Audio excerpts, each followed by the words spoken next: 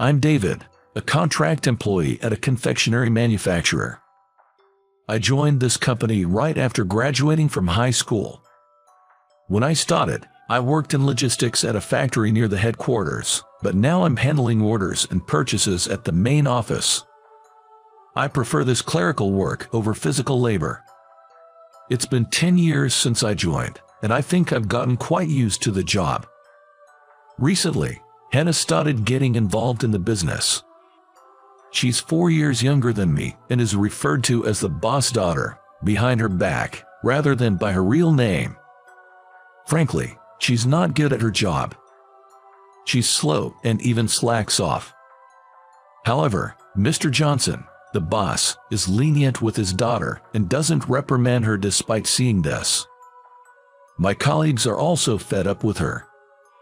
Man, Hannah was just on her cell phone all day today, just texting and slacking off. Due to her status, the other employees couldn't say anything to her. One day, during such a routine, following an organizational change, there was a seat rearrangement, and Hannah started working next to me. Mr. Johnson told me, if my daughter has any trouble, please help her out. Since then, I've been taking care of my own work and looking after her as well. She's always on her cell phone during work and sometimes leaves her tasks midway to take a break. Watching this every day was frustrating for me. Hey, could you check these documents too? She glanced at me briefly from her cell phone and said, I'll do it later, before returning her gaze to her cell phone. In the end, she left saying she'd check the documents tomorrow and went home on time.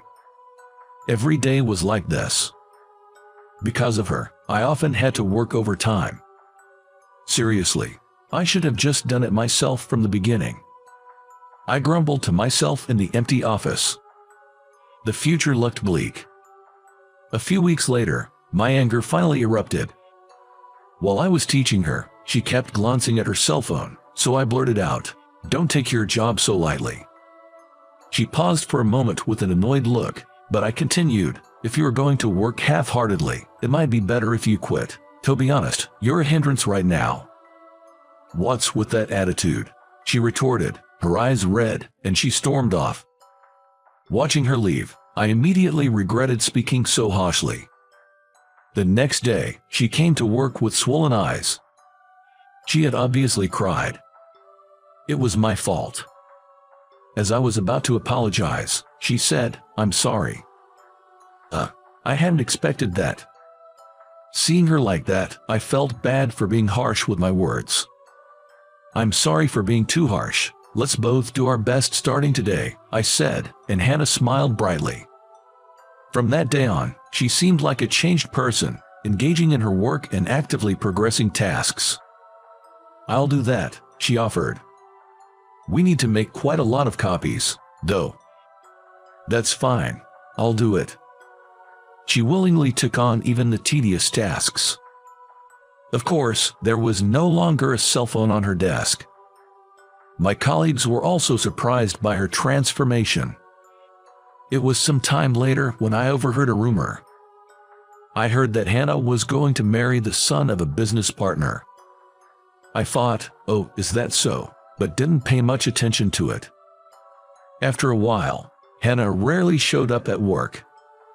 I assumed she was busy with wedding preparations or something, as she had applied for leave, so I just focused on my own tasks without much concern. But then, the problem happened suddenly.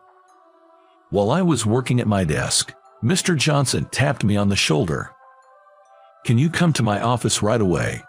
Yes, okay." I wondered what Mr. Johnson himself wanted to talk about. His face was expressionless. I had a bad feeling. I hurried to Mr. Johnson's office, sweating nervously, and knocked on the door. "Come in." As I slowly opened the door, there sat Mr. Johnson with a stern face. Stunned, I heard Mr. Johnson say, "You really harassed my daughter, didn't you?" I was confused. "I'm sorry, but what are you talking about?" According to Mr. Johnson, I had made her suddenly do a large amount of copying during work as a form of harassment. He said that because of this, she recently became afraid to come to the company and couldn't show her face. It seemed Hannah had taken my scolding more seriously than I thought. So that's what it was. I felt betrayed. The copying was a task she volunteered for herself. I didn't request it to her. I tried to explain the truth to Mr. Johnson, but he wouldn't listen. Eventually, I was demoted to a factory in the countryside. Angry and misunderstood, I thought about quitting the job, but with no special skills and unsure about finding another job quickly, I ended up heading to the new location 2 weeks later. At the new factory I was transferred to, I ended up being assigned a wide range of tasks, from production work to administrative duties. It's significantly harder than when I was at the headquarters. However, there was a silver lining. The factory had many older women who were all friendly and made the job much easier. In particular, I got along well with Mary, a lady in her 50s who worked part-time. Mary appeared to be quite a veteran part-time employee, very knowledgeable about the company. She seemed to be aware of not only the factory's workings but also those of the headquarters. Tired, hut here, this is juice I made from oranges grown in my garden, and I also made some cheesecakes. Please have some. Mary always brought me drinks and snacks when I was working overtime. Well, that looks delicious. I'd like some too. Other part-timers, hungry from overtime, also gathered around. Not to be rude, but Mary was like a mother to everyone. Her calm and kind demeanor made her popular among other employees, and she even advised the younger temps on life matters. "Mary, I'm thinking about getting married. Can we talk for a bit?" Of course. So, who is she? Thanks to her, the factory had a very homely atmosphere. I was living a fulfilling, though challenging, life.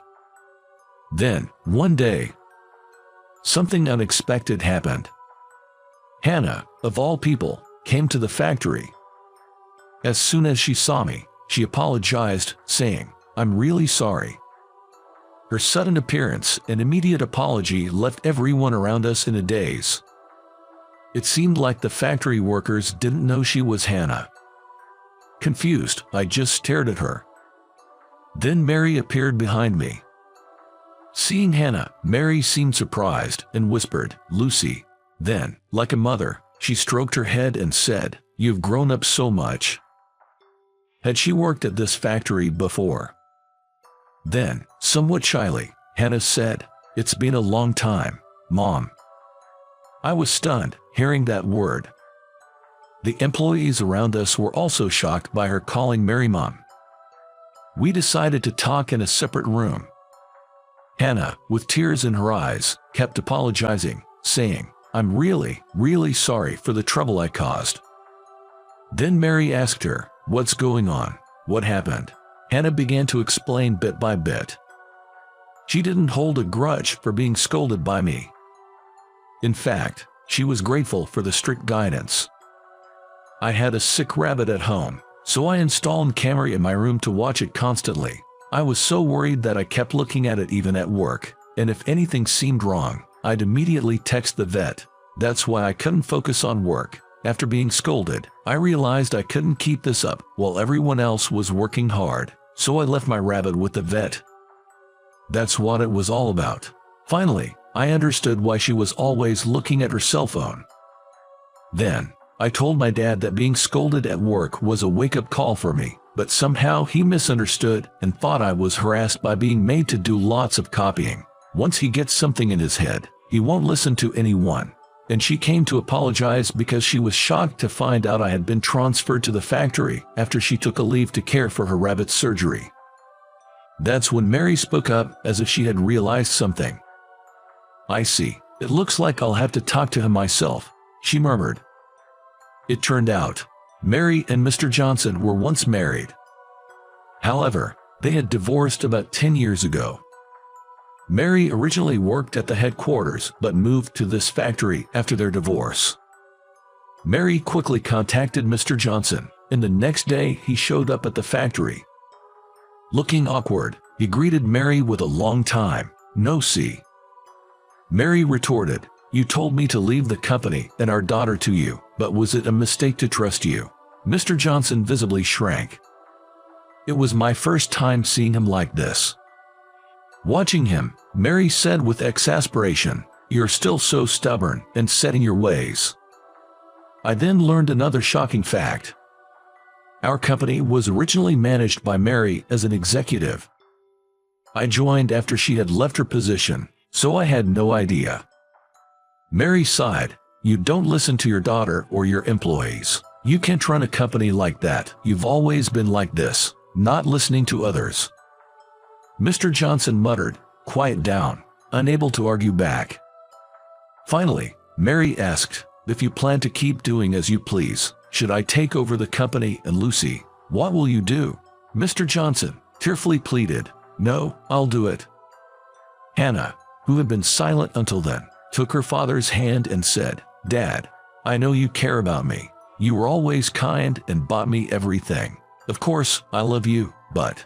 Then she looked down, blushing slightly, and said, I just want to marry someone I love.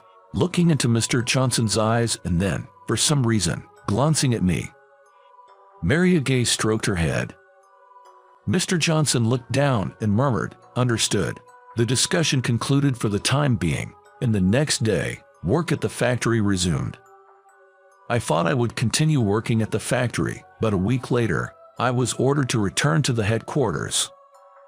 It was quite sudden and busy, but I was happy to return, as I preferred working at the headquarters. Right after returning, she invited me to a coffee shop during lunch break. As soon as we sat down, she said, I'm truly sorry for what happened. To her, I said, you don't have to apologize so many times. Let's look forward to working together again. She insisted on treating me as an apology and paid the bill. As I thanked her and began to walk away, I said, thank you for the meal. That's when she pulled my hand and said, wait. Confused, I stopped, and she blushed, saying, I like you. I have feelings for you. While looking down. What? I was flustered by her sudden confession, to which she continued. I have a request. Would you go out with me? I refused the marriage because I fell for you. Is that okay? Pleading earnestly.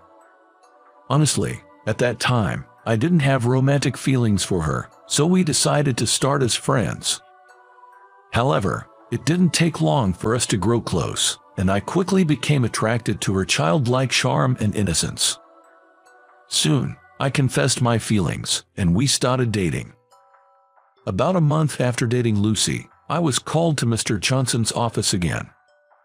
As I entered, he said, I hear you're dating my daughter, and I nervously wondered what I would be reprimanded for this time. Mr. Johnson said, I want you to work harder because I'm entrusting my daughter to you. He continued, if you're willing, would you become a full-time employee? You're well regarded by other employees in the HR department, and I would like you to help with management in the future. Yes, thank you, I replied, feeling like I was in a dream. Since then, I've been working even harder as a full-time employee, continuing my smooth relationship with Lucy and regularly updating Mary. Mary, preferring the factory environment, continued working there as a part-timer. A lot happened in a short time, but now I'm very happy. I look forward to living fulfilling days, both in my work and personal life.